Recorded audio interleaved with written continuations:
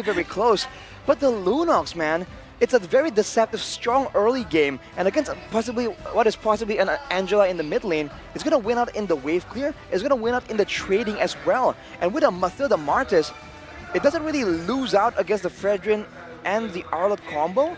But maybe they're gonna wait till level 4, right? Because they're gonna require the Chaos Order to really shred down all these tanky heroes. Well, I think that the damage output from the side of Team Umbrella Squad is really good in terms of everything. And here joins, like, let's say a traditional pick in terms of XP, and we will see Yu Zhong. But here comes the change. Oh wait, there's a lot of changes. Actually, right now, Angela has been the mage, and Arlott is the roamer, right? Yes.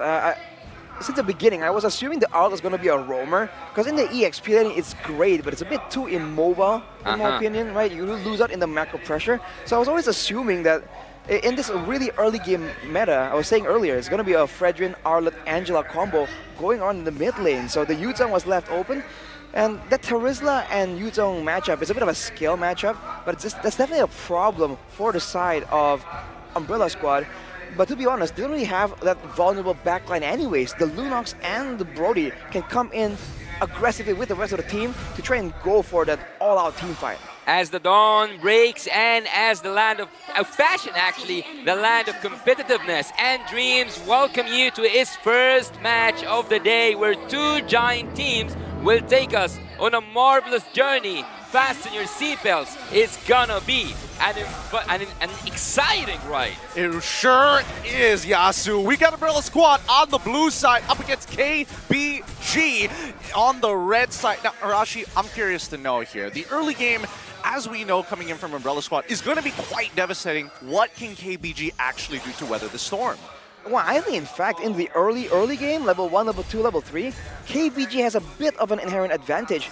Afterwards though, level 4, that's where the Lunox damage potential combined with the Martis execute, right? The Martis reset on the decimation. That is something that KBG Gaming have to really prevent, because the problem is they're all close range, right? They gotta stay together, and if they really mess up, they can fall victim to the multiple resets. So the hard guard placement also needs to be on point. If you take a look at the emblems right here, basic emblems for the Angela and the carry. They want to just weather out the early game, have all those resources to really just support the team whenever it's required. Ooh, is that first blood? No, he's not going to get first blood just yet, but it is very close. However, on Bob's side, we might see first blood here as they're getting dive. Decimate coming in from Marl. Quick, easy dive.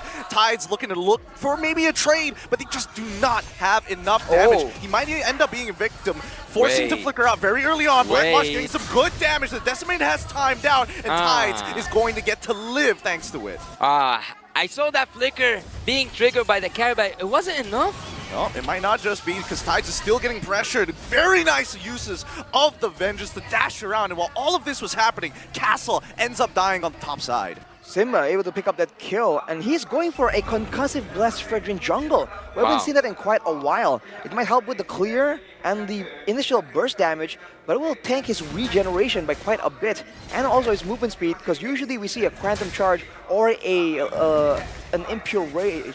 So for now, it's going to be a sustained game coming in from KBG. They made the first move. Yep, they've already locked down, but Lunox is able to get on out of there using her iframe. Pulled out by the Guiding Winds. Castle losing the early trade has now resulted in CU coming in huge, solo killing him before he hits level 4. This turtle will fall into the hands of KBG, but they're not done with just the turtle. They want their jungle too. They want to slow down Marl. He's in the middle of everybody, forced to use that retribution. Doesn't lose anything. Nicely played by Umbrella Squad, but KBG come up on top. Dominating that turtle area was so precise, so nice executed by Team KBG. But what do you think have the upper hand now? Because I think that the gold is still equal.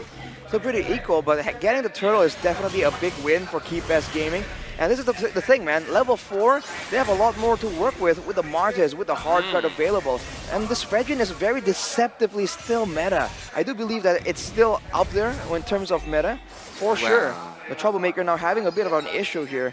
The Lunox can function a bit like an assassin, but not just yet. She does need some more items to scale up. Well, I think that there's something happening cooking at the bot lane, but I don't think they will fully commit to it, because it's a little bit hard unless there's a really proper setup. And KBG so far, I can tell you, these guys improve per game. per game indeed. And afterwards, you have to wonder that later on, how will the fights really play out? Because there are no pure fights available for both sides. So the team with the better crowd control technically is KBG Gaming. Oh. They can really start a lot of fights that they really can take on their favor, on their terms. In the top lane, though, this is going to be a big 1v1 matchup, but in the mid lane... Ooh, Wow. Tides almost landing it, but Troublemaker able to get out of there just in time with the help of the Darkening. However, topside, the damage on the castle has not stopped just yet. This might result into another solo kill up on the top side. Castle able to hold out on his own with the help of Fangor and Troublemaker to force CU back out of his lane, chunk down to 20% of his HP. I can tell you that after studying Team Umbrella Squad, I can assure you that Castle is not just there to defend, he is also there to be the front laner, to be the initiator. But who's initiating right now? Yeah, guiding Wind, but gets on out of there, forced to back away. Tides is able to pull him back in towards enemy lines, but again, Guiding Wind just saves the day. Do you think that KBG will control the turtle area again? Without the final slash, without the Black Dragon form, also by the way, you have to wonder if Umbrella Squad knows that the Black Dragon form is still on cooldown. If they do, they can go in. And here they go. They've already popped the Heart Guard. Castle, he's deep in the enemy lines, gets pulled away by the Guiding Winds, but he's already used his penalty zone. The Decimate might be coming on through, but Tides is able to stun off just in time. Not enough. Marl walks away, gets to bring his team along. At the very least, they were able to find one kill, but down on bot side, God Yang holding on to his own. Black Marsh continuing to dominate this lane for as long as it takes. Yeah, dancing with that, dancing with the Oz, and also dancing with that turtle, and it's a steal. Oof. Nice steal. Marl gets a kill, and he gets a steal on top of that. Is it his birthday or something? I don't know, man. Marl is on fire right now. And look at the rotations, man. Umbrella Squad is always so proactive. And unfortunately for KBG Gaming, they don't even get that turtle. So they're not really using the Angela macro presence to really make a lot of plays happen. And they're really not saving their ultimates for the big fight at the turtle. They should be trying to play in a bit more calculated fashion. And for Umbrella Squad, they gotta keep doing what they're doing. Push the tempo and try and burn these ultimates before the big fight, so it can't all be stacked in one decisive victory for KBG Gaming. Well, trusting Castle since day one was and still Umbrella Squad's strategy, and also one of their most important points, they wait to Castle to give the order to initiate or to go back, because we are used to know that, of course, a Matilda would do that job, but Castle actually carries so much damage and carries so much of the initiations and D. Speaking of initiations, we've already gotten the ult come out of Fang Agor. Guiding Winds to pull Castle away. Matilda Airlines got to get cancelled early, but Tides decides to go back in. Penalty zone gets cancelled out in the meantime, thanks to the help of the Mortal Coils, and now the Decimate is going to lock it out. Troublemaker secures the kill. Marl does not want to get another kill stolen, is able to get these 2 kills for free. Marl, man, just going all in right here. The Martyrs pick is coming out super value for KBG Gaming. This is the problem. They're all close range, and for now, the Angela just isn't ahead enough. Look at his burst damage. They're going in. Wait. Dived, and now Simba might be in a lot of trouble. Gets pulled back out. He's 2 levels down. They find the kill, and they give it over to Troublemaker. Nicely done by the Umbrella Squad. As Tier 1 falls, Castle does not land the penalty zone. Tides jumps on in to instigate the fight. Brilliance also popped up. Is this an opportunity for CU to make the difference with the Black Dragon form? Finding in the middle of 3 so far. Petrify not available. Gal already uses it. Doesn't catch anybody with Black Dragon Tail. And now CU must sustain. Tides must buy some time. And Lumu is out of there. Can't do no more with 2 kills secured by the Umbrella Squad. Marl is a maniac. This guy is just getting in and getting so up to the challenge. Multiple kills for the side of Team Umbrella. Just the last touch for him, for the Marl. And so what made Team Umbrella in command of this match? Is the speed and the way they can just go in and out of fights very reliably. KBG Gaming are relying on a full-on committed team fight to really win it out. That's why they have all the crowd control, all the bodies in the front, and the carry. But when Umbrella Squad comes in, does damage, and then back away, and then re-engage, KBG Gaming have no idea when to use their ultimates. And eventually they just keep falling down. Looking at the items, they have to see it, and the Malefic were completed for Black March. So even after Troublemaker gets dealt with in the big fight, Black March can still very much carry this game.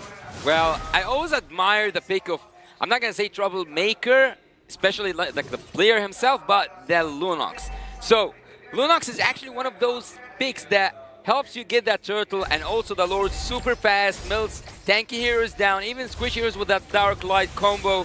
So I think that at this point, Team Umbrella Squad has nothing to prevent them from finishing the game just with one Lord. Well, the Lord is coming in, but the waves don't really seem to be set up. Seems like Umbrella Squad are content going for just fights and possibly a dive right here. With the Matilda, that's not really that difficult of an issue, but we'll have to see, man. The wave clear coming in from KeepS Gaming, no mage damage. Oh, it's going to be an Angela with the healing wave, trying to clear as best as possible. I mean, it's only the combo form. So Castle comes in with a penalty, so Flicker! Godyak tries to get back out of there, and the hard card has been Yu trying to disengage, but no! Torn Apart Memories doesn't lock him down! That love taps coming in for Lulu, saves his life, but it's still going to be Black Marsh who takes him out with 4 members still left. Can they break open this crystal? They decide not to. They're going to go for the safe play, take out Inhibitor by Inhibitor, as Castle is already initiated. He's got nothing left, and they've been pulled back by the final slash. Simba needs to reset, ties is in too deep, and God Yang has to run for his life. Umbrella Squad takes the early game and takes the game. 9 minutes? Might be one of the fastest games we've seen in the wildcard series so far. It came out of nowhere, man. The penalty zone, the awareness from Umbrella Squad to avoid the crowd control and the damage and come back in when it's most suited for them. It was a great performance, great showing. And KBG, they were just unprepared, man. They just got caught completely off guard. Honestly, I think KBG felt a little awkward playing against the Lunox in the early stages of the game. And I mean, again, the Brilliance was used so early on trying to gank and push out Troublemaker that they weren't able to get their resources back down into the gold. It's stressful.